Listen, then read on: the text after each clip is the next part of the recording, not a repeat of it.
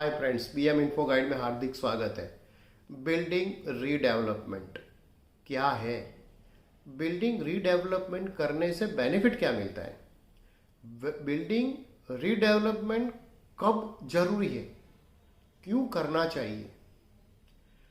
Develop अगर select करना है तो कैसे करें?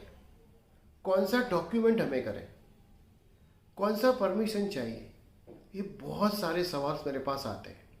आज वीडियो में सारी चीज़ आपके सामने पेश करूंगा, जिसकी वजह से सारा डाउट क्लियर हो जाए। क्योंकि रीडेवलपमेंट नॉट ओनली मीन्स कोई पर्टिकुलर स्टेट, सारे स्टेट में, स्पेशली मुंबई, गुजरात, महाराष्ट्र, बहुत सारी जगह पे ये रीडेवलपमेंट बहुत जोर शोर से चल रहा है और आप लोगों के पास बहुत सारे क्वेश्चन हैं। तो आज आपके लिए मैं लेके आया हूँ ये सारे सवालों का जवाब। तो वीडियो अंत तक जरूर देखना, दोस्तों के साथ शेयर करना और लाइक तो बनता है। दोस्तों, अभी तक आपने मेरे चैनल को सब्सक्राइब नहीं किया, सब्सक्राइब कीजिए, लाइक कीजिए और दोस्तों के साथ शेयर कीजिए। सबसे पहले कि रीडेवलपमेंट क्या है? रीडेवलपमेंट इन द सेंस कि आपकी बिल्डिंग अगर 25 साल से ज़्यादा पुरानी हो चुकी है, जिसका ढांचा, स्ट्रक्चर जो है वो नाउ अनसेफ हो चुका है, रहने के लायक नहीं रहा है, जिसका रिपेयरिंग कॉस्ट जो है बियॉन्ड इकोनॉमिकल्स है, कि कॉस्ट ज़्यादा है कि आप रिपेयरिंग नहीं कर सकते, और आप नई अम्यूनिटीज़ करना चाहते हो, और आपके सोसाइटी और जो है उसमें से 75% of the people are ready for the new amenities, थोड़ी ज़्यादा स्पेस और फैसिलिटी, पार्किंग एरिया, सब कुछ चाहते हैं, नया चाहते हैं, तो उसके लिए ये रीबिल्डिंग रीडेवलपमेंट बोलते हैं। अभी बिल्डिंग रीडेवलपमेंट के जो आंसर दिए उसमें काफ़ी जवाब आ चुके थे कि इसमें कितने परसेंटेज लोगों की सहमत चाहिए। तो 75% लोगों की सहमति चाहिए। एक और आपको जवाब दे दूं अंदर कि क्या एक मेंबर उसको रुकवा सकता है? तो नहीं भाई, अगर 75% ऑफ द पीपल आपके सहमति है बिल्डिंग रीडेवलपमेंट के लिए, तो वो एक बंदा आपके रीडेवलपमेंट को नहीं बंद करवा सकता, रुकवा सकता, अगर सही सही सब कुछ चल रहा है तो ये आपका क्वेश्चन का जवाब मिल गया। उसके बाद एक क्वेश्चन था कि बिल्डिंग रीडेवलपमेंट के में प्रोसेस क्या क्या है। तो दोस्तों, रीडेवलपमेंट के लिए कुछ स्टेप बाय स्टेप से जो मैं आपको बताना चाहता हूँ कि सबसे पहले ये स्टेप है कि बिल्डिंग 25 साल से ज़्यादा पुराना होना चाहिए। स्ट्रक्चर ऑडिट आपको करवा देना है, जो गवर्नमेंट अप्रूव्ड है, उससे पता चल जाएगी कि बिल्डिंग अनसेफ है। उसके बाद आता है कि आपको जो स्ट्रक्चर एरिया के हिसाब से आपको एक जनरल बॉडी मीटिंग बुलानी पड़ेगी। जनरल बॉडी मीटिंग के ये डिसाइड करना है कि आपको एक हायर अ मैनेजर या तो डेवलपर जो कंसल्टेंट रखना पड़ेगा, जो आपके सारे कामकाज कर सकते हैं। गवर्नमेंट अथॉरिटी के साथ जो अप्रूवल लेना है, हमारा डॉक्यूमेंट तैयार करवाए, डेवलपर को डिसाइड करना है, सबके लिए एक आपको कंसल्टेंस रखना पड़ेगा।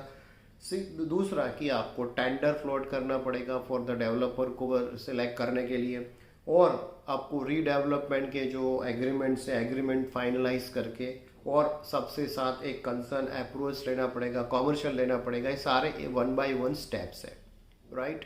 तो ये सारे स्टेप से आपको गुजरना पड़ेगा। उसके बाद आती है कि डेवलपर को कैसे सिलेक्ट किया जाए।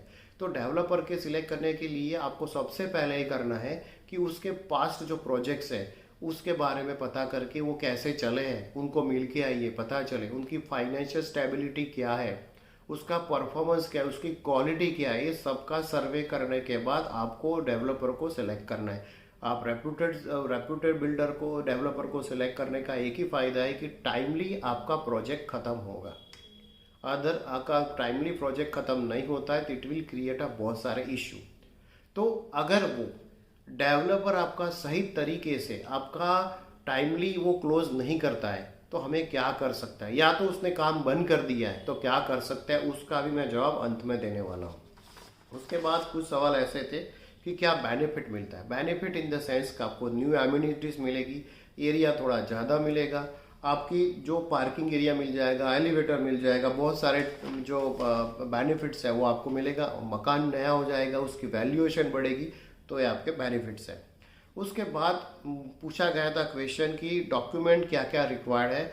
तो सोसाइटी रजिस्ट्रेशन सर्टिफिकेट आपको चाहिए, अप्रूव्ड बिल्डिंग का प्लान चाहिए, उसके बाद occupation certificate of the existing जो स्ट्रक्चर है उसके चाहिए, title deeds and convenience document आपके चाहिए, और convenience letter from the society members के चाहिए कि यस हम तैयार है करने के लिए। उसके बाद एक और सवाल था कि what approvals are required for the redevelopment के लिए आपको क्या क्या अप्रूवल चाहिए।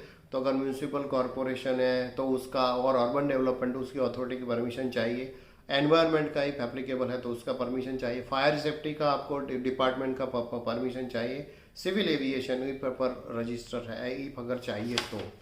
उसके बाद बिल्डिंग रीडेवलपमेंट में एक चीज़ और बताना चाहता हूँ कि कई सारे मेरे पास क्वेश्चन आते हैं कि सर हमने एग्रीमेंट तो साइन कर लिया है लेकिन एग्रीमेंट साइन करने के पहले हमें कुछ गाइडेंस चाहिए। तो दोस्तों मेरा एक अहम आपको मीन्स सलाह है कि जब भी एग्रीमेंट साइन करना है तो पहले थरोली पढ़ लीजिए उसको। इसमें आपको क्या क्या चाहिए वो आपके जो आपके डेवलपर है या तो पीएमसी कंसल्टेंट रखा है उसने आपको सही तरीके से समझाया है, वही चीज़ ये एग्रीमेंट के अंदर है ही नहीं। उसमें कई बार ये एग्रीमेंट के अंदर ऐसा कुछ लिखा होता है कि जिसका वो उसका बिल्डर या तो डेवलपर उसका फ़ायदा उठा सकता है, कि जिसका मीनिंग मीन्स आप बोलते हैं ना गोल गोल कि न तो इधर न तो उधर, उसके पास ये एक्सक्लूजन रहता है निकलने के लिए।